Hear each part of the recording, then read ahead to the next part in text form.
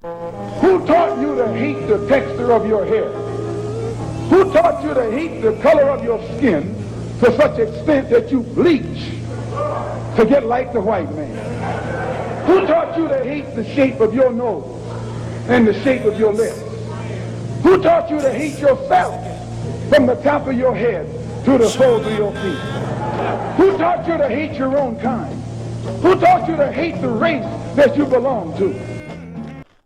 Don't let anybody make you think that God chose America as his divine messianic force to be a sort of policeman of the whole world.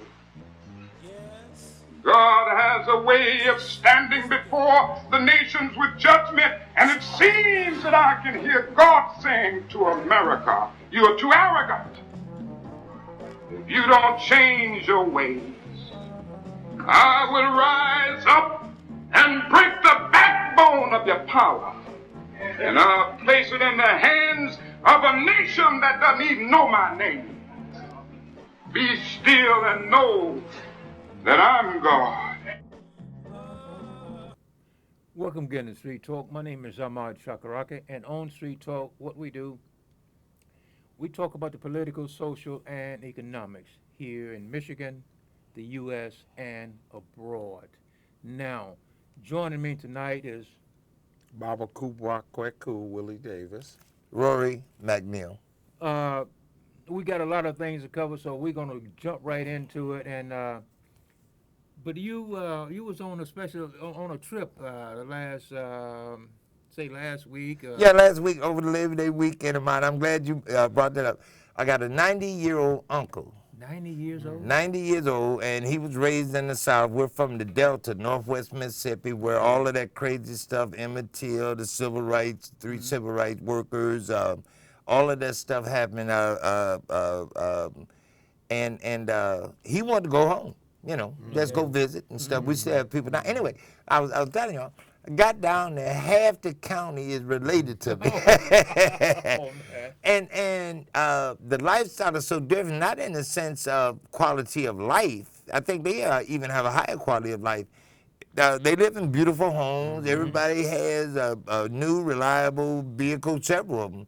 Matter of fact, one of the things that stuck out to me, Doc, was almost all of them are entrepreneurs, self-employed, drive trucks, work property, mechanics, master mechanics, and farm implements and all that stuff.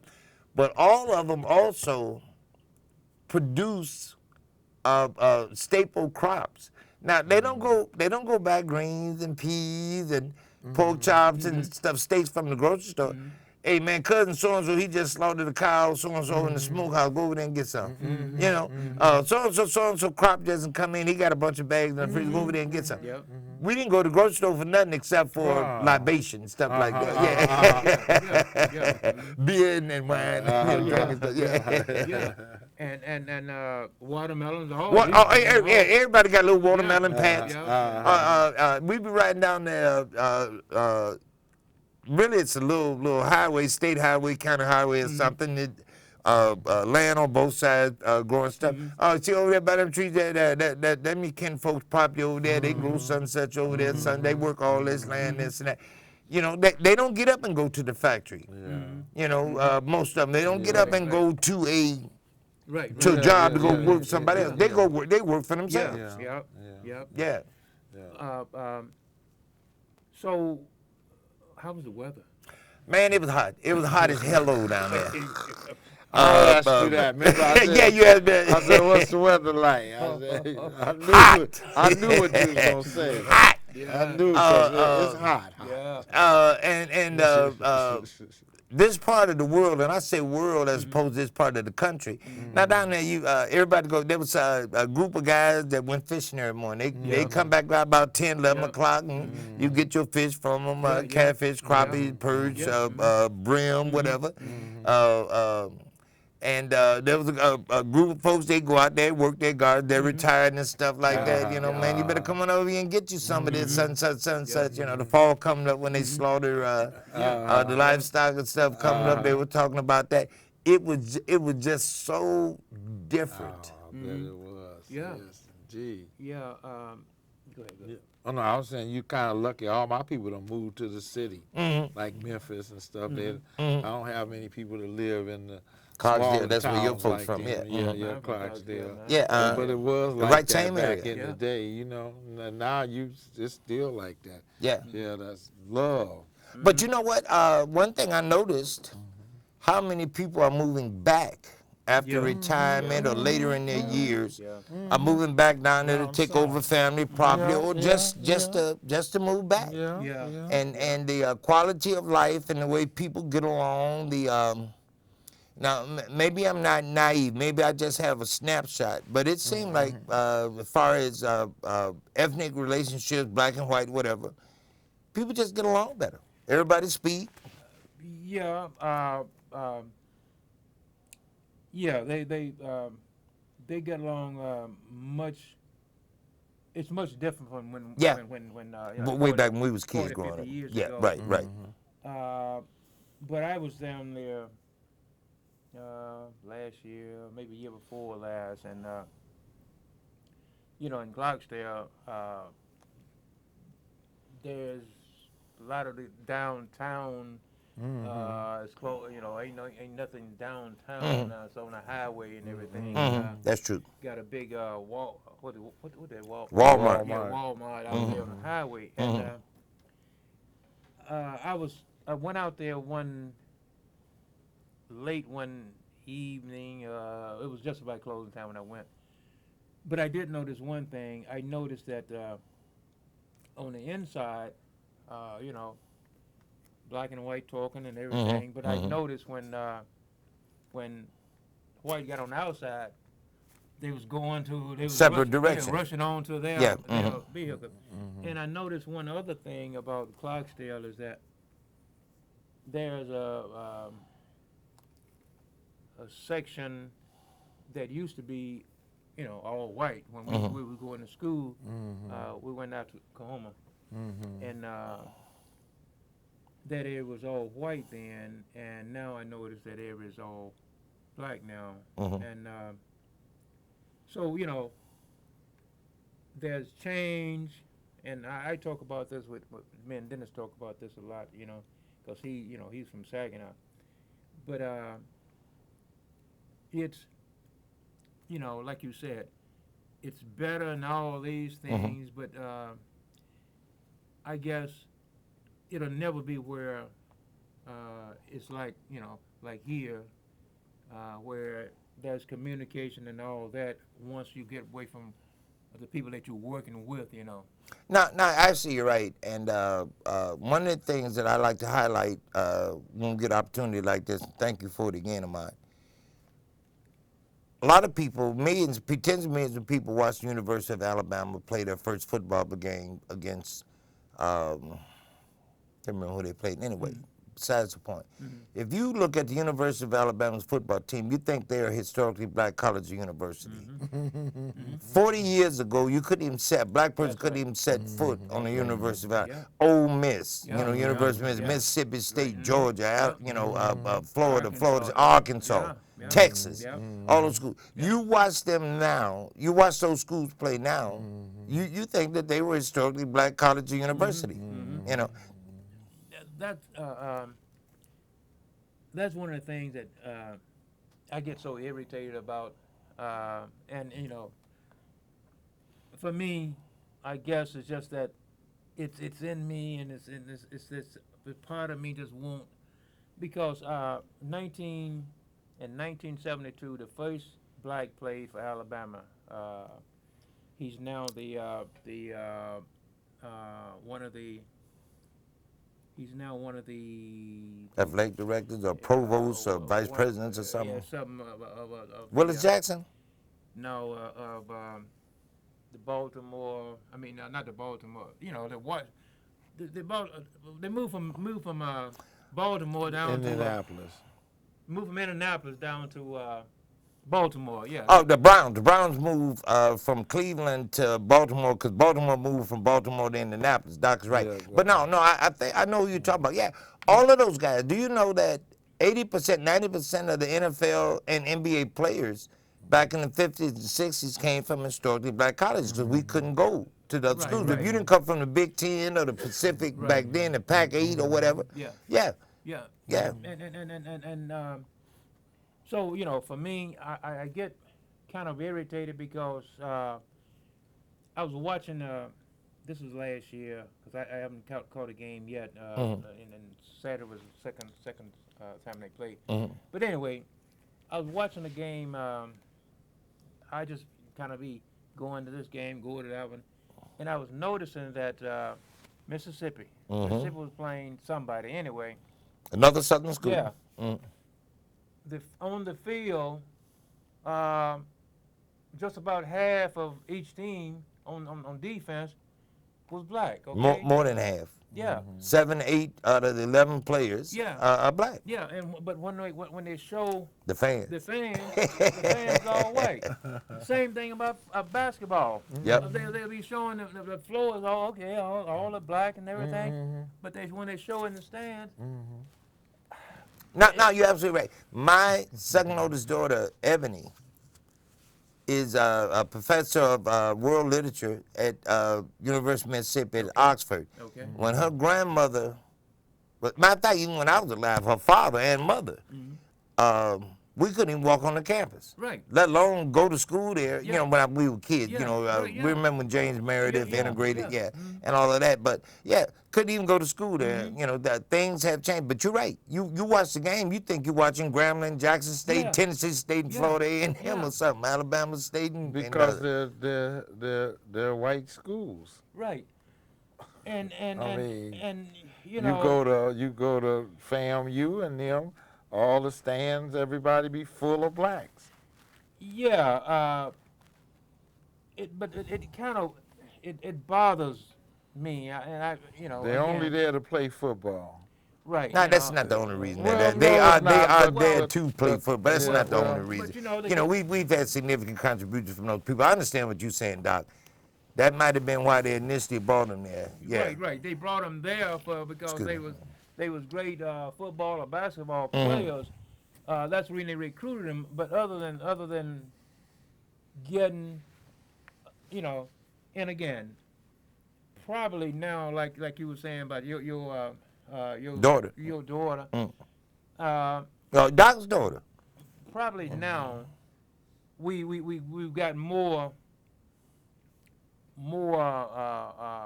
minorities in there doing other things and teaching at these schools, but majority of the things that they recruit, they go out and get guys who can play basketball or play football and bring them in, and so that's what I'm saying is that, and when in 1972, since my man played for Bear Bryant in '72, the first black ever to play for Bear Bryant. Yeah. for Alabama. Who was that? I thought it was Willis Jackson, but there was a guy No, before Willis Jackson. he was And- he was and- tight end. Yeah, anyway, yeah. Yeah, but he was the first 72, though. Yeah, 72. the 72, first- that's the yeah. important point, not who Yeah. it was, when it Yeah, was. and so, you know, I kind of feel like we when we look at the things that's happening now at the universities, you know, the white university. I won't, you know, I'm just saying white university, but you know, 35, 40 years ago, we seen more players coming from Grambling and other schools like that, you know. And, SWAC and all that. Yeah. Mhm. you know. Well, what happened was, people forget, and I like to do these numbers. Slavery was 150 years ago. That is a blink of an eye in terms of history, epochal history. Women didn't get to vote till 1919. In other words, until 1919, no woman, black men could vote, and white women couldn't vote in this country. 1919. The Civil Rights Act and the Voting Rights Act, 64, 65. What are we talking about, Doc? 50, 51 years ago. Stuff like that. People forget how recent this stuff was. Yeah. Even when I graduated from high school in 1970, that was when they were just beginning to open up a sprinkling of those positions to African American youth from the South, Deep South, and the inner cities. And now, like I say, you watch it, Georgetown, people would think Georgetown, the Jesuit school, one of the top universities in the world, was all black school. You watch their basketball team, John Thompson, the coach, and Patrick Ewing, Matumbo, Yeah. and what's the other guy named, brother named played for Charlotte and the Heat, anyway, Lonzo Mourning. You think that was all black school. You think it was Grambling. You think it was Tennessee State. You think it was Alcorn, Alabama A&M, Florida FAM, Florida A&M University. Yeah. In fact, I might even venture to say that most of black college graduates probably still come from the South. They do.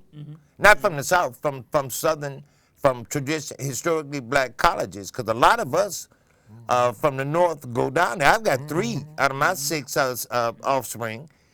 2 from Spelman and 1 from Southern and Baton Rouge, your daughter, Anna. Jackson State. Jackson State. And you know what all of them said?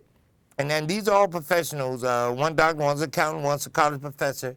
I said, wait, what do you think was the difference going to a historically black university, college university? He said, well, we never had to worry about racism. Right. Whatever grade I got, however I got treated, had nothing to do with the color of my skin. That eliminates such a tremendous burden. They said we didn't have to worry about that. Yeah, I know. This is about 2. I think it was last year. It might have been last year. It might have been year before last. But I know. I think it was last year when the 2 Mississippi, University were in the top 10. yeah, one was at Yeah. number 1, one Yeah, was yeah, number Ole 3. Miss and Mississippi Yeah. State. Yeah. They had played 3 games or 4 games anyway. Man, one was number 1, other number 3, and they talked. They had this. They interviewed this black student, and she was talking about how afraid she was at the school. I mean, she got to go.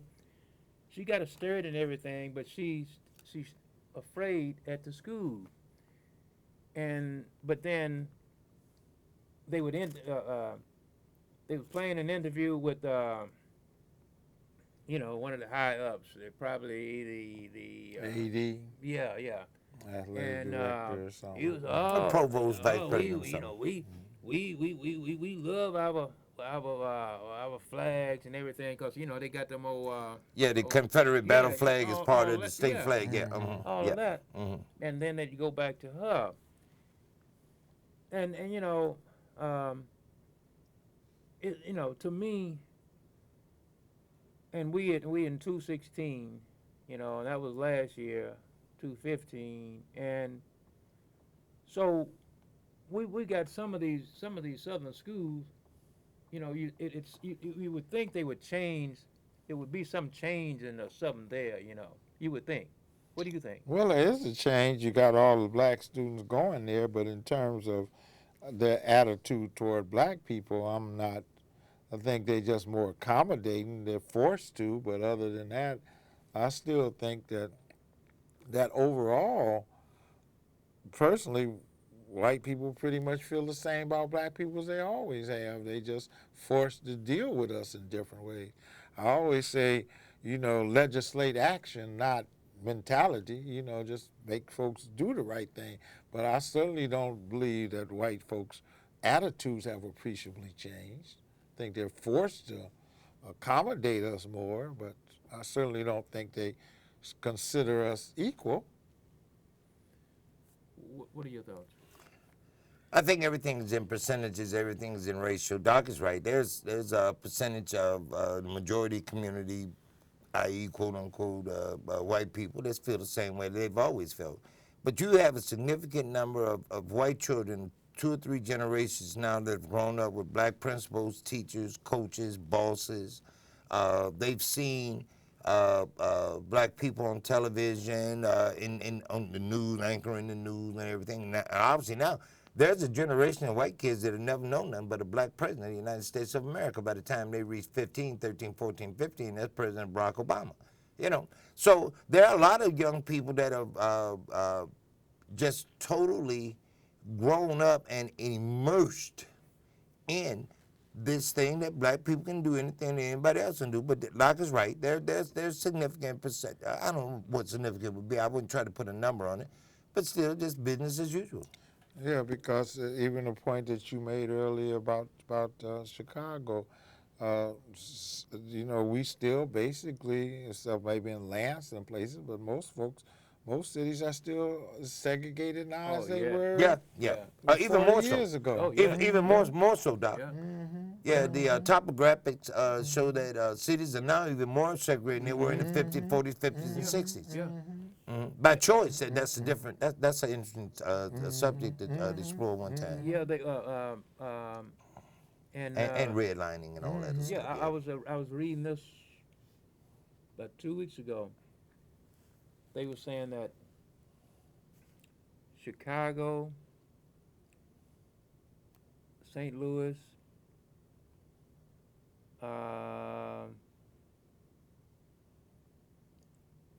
and they said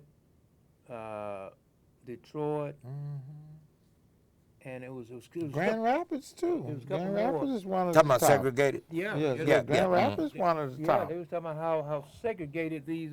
Flint. Yeah. You know, they was talking about how segregated these places was. You know. Well, one of the things that people always overlook when they talk about the real estate bubble busting, just a few years ago, before President Obama took office and stuff, and the economic upheaval and stuff, they specifically targeted minority and middle income people for these loans, these balloon loans.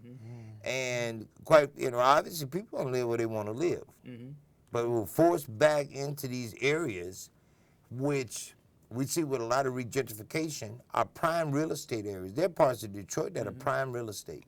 There are In parts of fact, Chicago. Detroit is the most prime market in the country. Yeah, For yeah. real estate. The Yeah. most in the And country. Chicago can't be far behind. You know, all of those old projects, all of those old black neighborhoods are right on the lake, right off of downtown, right by all of the cultural facilities, whether it's museums or whatever. And now they're being regenticated, and they're building $300, $400, $500, $600 condos Yeah. in there. They did that in Those Chicago. neighborhoods, yeah. In Chicago about 14, 15 Yeah, years ago. yeah, they started doing it about 14, 15 years ago. All Sure those, did. all those around the lake and everything. Yep. Prime real estate. Yeah. You know, they put them people. Y'all got to go someplace. Give them Section 8. Yeah. Gave them Section 8. You're going to live where you want. You getting off this prime real estate. Yeah. You know, and to me, it not only in Chicago, but they did it in Baltimore about 20 years ago. About 20 years ago in Baltimore, all down where that The harbor. Yeah. Yeah. Well, look at Harlem now. In New York. Yeah. Go ahead. The Doc. biggest problem is that the same power relationship still exists, and we do not have control over regentrification, urban renewal, and they do as they basically please in terms of setting up residential zones, and we just have fairly been pretty powerless to do anything about it. And one of the things when you say they, a lot of times the initial inclination is to think of white people. No, we're talking about the 1% of the 1% that controls the economy. Because that 1% of 1% don't care about anybody. No. The only people they care about themselves. Right. You know. They're just trying to make some money. Yeah. It's not to them. It's not a black or white thing. Right. It's just hey, Yeah. how can I keep my property appreciation high? Blah blah blah. Yeah. Yeah, whoever suffers. Yeah. Yeah. Whoever suffers. Whoever suffers. Yeah. And we look at right now, and I was reading this and something. I can't remember what I was reading and it was a black speaking to black. I forget what paper or something I had. Anyway, I was reading this a week or so ago. But one of the guys was saying until we can get our hands on something, because he was saying that dollar go around in our neighborhood one time and goes around in other neighborhoods 7, 8 times. You know. Yep. So he was saying until we could get a hold of something, we'll continue to be Right, but we got two forces. First, we got a force that says get rid of segregated communities because they're always the black ones are poor. But yet, so if we move into I talk a lot with a number of black nationalist groups, and when they talk to me about community organizing, I say, well, it ain't the same because everybody in my neighborhood ain't black. Right. So I can't organize my community around a buy black kind of thing.